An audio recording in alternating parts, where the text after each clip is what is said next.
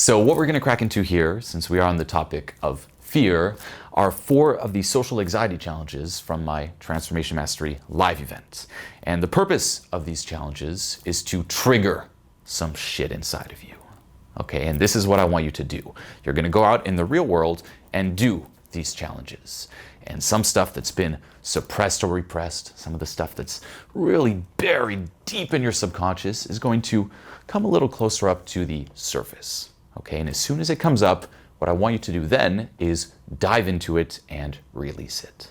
Okay, so you're going to go out in the real world, you're going to do these challenges, and once you're done, once you've been triggered, you're going to dive into the sensations and release them. We think being triggered is bad, having pain body attacks is bad. We try to avoid it. A lot of us design our lives in a way to avoid having pain body attacks. But what you have to realize is that being triggered is fucking awesome. Triggers are your friends. Why? Because they contain information to show you what the fuck's down there. Now, whenever you get triggered, as a little side note, I love that word, triggered, don't obsess about what triggered you. And that's the number one mistake we do. Say, again, it's like you're in a relationship and your partner does something and you just flip out. It's so easy to blame. Whenever there's blame, it's like it's the wrong direction. It's like you're thinking, fuck, why did they do that? Why did this happen? Et cetera, more so than what was brought up inside of me. In reality, you should be thankful to whoever or whatever triggered you because it brought something up inside of you that you need to let go of, that you can trace back to your subconscious. Okay, so be thankful when you're triggered, and then what you can do is proactively trigger yourself. Because basically, to get to what's down here, there are tons and tons of layers of resistance. What happens when you're triggered is that it comes up closer to the surface. And it's easier to be aware of it, and then you can kind of sink your way down into it. That's the advantage of being triggered. And this is what we're going to do here. We're going to purposely trigger ourselves and then dive into it. Okay? Does this make sense? Okay? Now, how are we going to trigger ourselves? Social anxiety exercises. So what we're going to do here is we're going to take some time outside of the seminar room, and here are the rules. I want you to basically go into groups of 4, okay, 4 people. Try to go in a group with other people you don't know. Now, don't be obsessed about this. If there's someone else you know, that's fine, but try to go with people you do not know. Groups of 4. Now, in your group, you're responsible for everyone in that group. You are a team, you're responsible for each other, and you are responsible for making sure that everyone in that group does the exercises. No one can back out, no one can bitch out. You're responsible for each other. Okay? Here are the exercises. You're all going to go out in your groups of 4 and go out in public, probably try to go maybe 2-3 blocks away. And we're going to do some social anxiety exercises. The first one is this. I want you to find a place where there's some people 2-3 blocks away.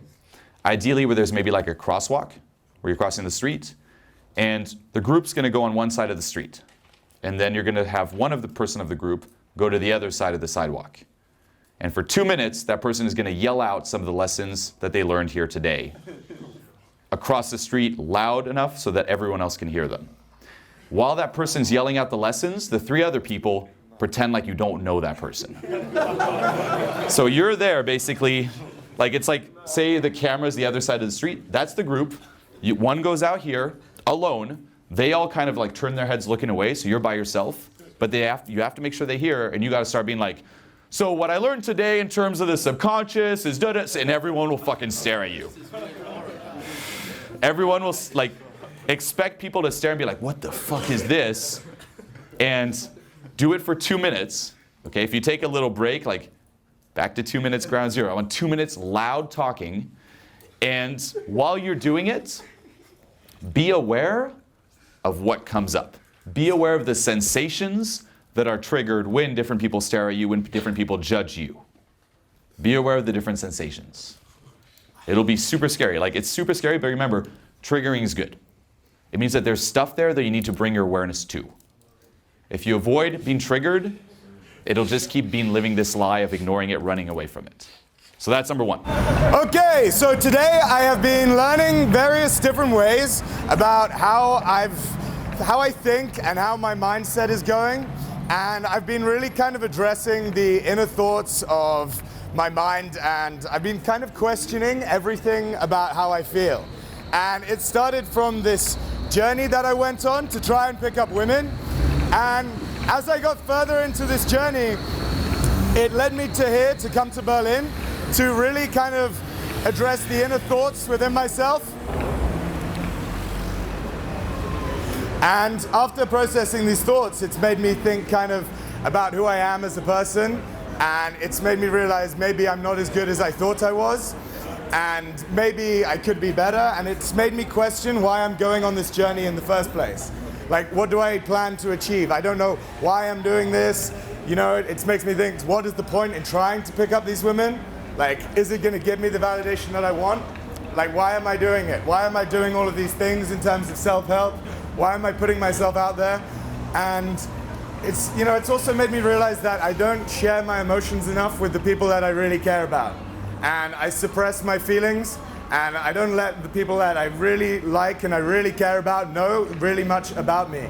And it's really quite eye-opening to realize that I should be more open, and I should address my thoughts. And all of these things that I've put down for my whole life at the bottom of my pool, and that I really should pick them up and share them more and get them off my chest and kind of just experience the whole instead of just the little bit that I think it's okay to share. And it's, you know, it's liberating to just be free of this shit that holds you down, that makes you feel like insecure, and then you realize you don't need to feel insecure. You can just be who you are. You can just be and be happy, and you don't even happy. You can just be as you are. It doesn't need to be happy. It doesn't need to be unhappy. I can just be Harry. I am Harry. That's what I am. I'm just there. I am, and I love it. I've learned the most amazing thing in the world today. It was an epiphany for me. I learned that everything was controlled by 90% of my whole mind, and 10% is actually only things that I like see, interpret, and analyze through my conscious mind, and everything else is just underneath the water like an iceberg, and some things are even below this that I can't even see, and these things control me and spike me and just hit me and make me feel like shit daily, day to day, day after day. And I realized that I was doing everything out of scarcity. My level, my intent was based upon the fact that I needed stuff, that I needed motivation to do things. And the more I was trying to seek motivation, the more I felt I was not a motivated person. So then when I let go of that, I just felt free. I felt this new inspiration come through me. And I grew as a person. Now I'm shooting videos like a madman with a pure intent, with a pure motivation. I don't have to force myself. It's effortless. I give it all I got, and I let go of what people think or what people might say of me, and I am free. I am free.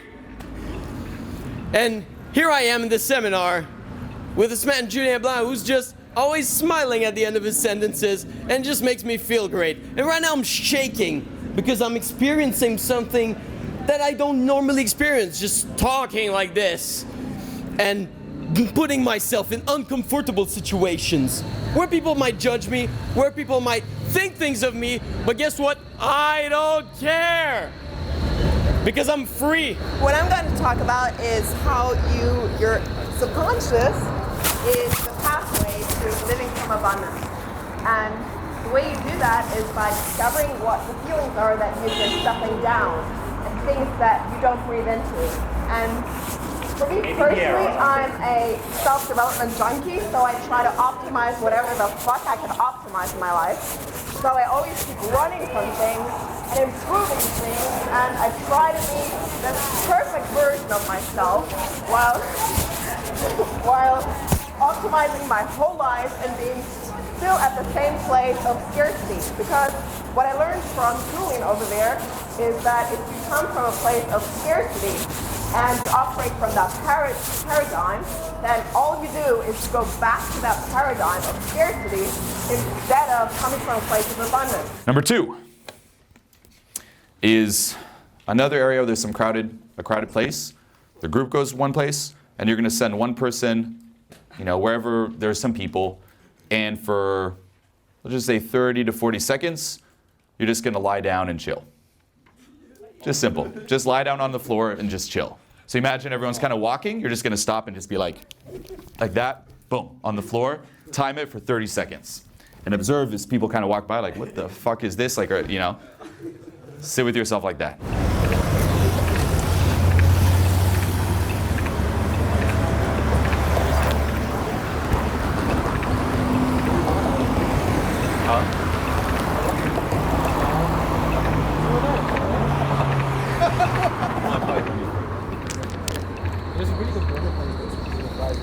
The third one is go up to a stranger, someone you do not know, and tell them something about yourself that you never told anyone before. Ideally, something kind of embarrassing about yourself. One of your deepest secrets you never told anyone before. Go up and tell that to a stranger. I used to have a problem with drinking, and the problem that happened with it was a lot of the time I'd go home, and at the end of the night, I would wet the bed. Like, I'd drink too much, and my kind of liver would just stop working, and I'd just wet the bed. And the most embarrassing time it ever happened was when I brought a girl home, and then I wet the bed, and then we're both just drenched in my urine. Like, how embarrassing is that? And then the last one is, as a group, I want you to make a circle of 4, and then we'll do 20 seconds per person. Just start clapping your hands. Send one in the middle, and he has to do like some dance, like some little hip-hop rap dance. 20 seconds, switch, that's the final one. Now for this 4th and final challenge, if you're doing it alone, simply go out with your cell phone, blast some music, and dance to it. Okay, if you don't have a group to be clapping and chanting, blast the music on your cell phone and do some crazy dance.